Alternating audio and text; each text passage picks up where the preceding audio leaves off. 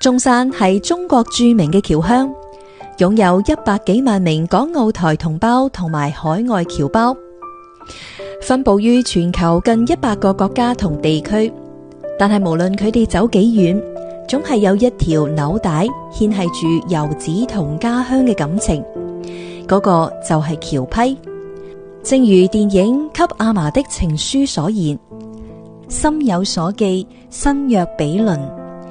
僑批記錄住海外華僑嘅漂泊同思念，更加飽含咗濃厚嘅家國情懷，係珍貴嘅世界記憶遺產。呢個係一封1925年1月美國華僑何冠祥寫俾個仔何炳昌嘅僑批。如燕下入山裏做工，身體托賴平安，毋庸介意。最後佢仲着重提到近期寄錢匯款嘅情況，正如信中所述。至11月29由新美站付款800金2個，由正月初10付款800金12個，現付800金1個，千祈照信查收，其即是一音，免致來往也。金紙係冷嘅，但係心係熱嘅。動盪年代入邊，家書抵萬金，字裏行間雖然係家長裏短，卻係字字皆惦念。呢個係一早20世紀30到40年代秘魯華僑黃三才寫俾妻子嘅家書。佢期望家中各人信要和氣，勸導妻子：人生在世，憂愁二字乃傷身之病源。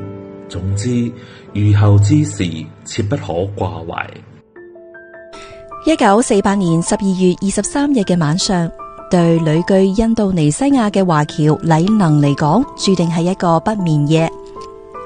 呢個時候，佢已經離家在外10餘年，輾轉喺遠離祖國嘅另一片陸地，無奈被困於動盪嘅局勢。1948年，隨住當地局勢穩定，蘇門答臘同中國嘅郵路恢復，禮能同家人寫信解釋呢幾年不通音訊嘅緣由。數年來，不是如忘記鄉土，不通音文，實如上述之苦衷故也。澳洲華僑梁章元寫俾母親李氏嘅信，同樣飽含思念。信入邊話：大人欲兒回家一面，兒亦何嘗不作諒想，可惜債台高築，有行不得也。由於無法返鄉，佢請求同族嘅親人代為掃墓，並寫道：感鄰侄孫等答允，待我主持辦理祭掃，而極感安慰。知即託佩兄代我匯返，大人收作祭掃。信笺太短，寫不盡分隔山海嘅相思。呢個係一封中山僑眷楊守珍寫俾美國檀香山華僑彭祖晴嘅家書。守喺屋企嘅佢，為咗令丈夫歡心，哪怕有滿腹酸楚，亦都要喺紙上寫下平安。正如呢一封信中所述，知接來教並港幣180元經已收到。談及家中兒女近況，佢寫道：綿君兩兒現終日多在外祖母處遊玩及讀書，絕不出街遊耍。身子亦好肥壯，小女身子亦好，終日嘻嘻笑笑。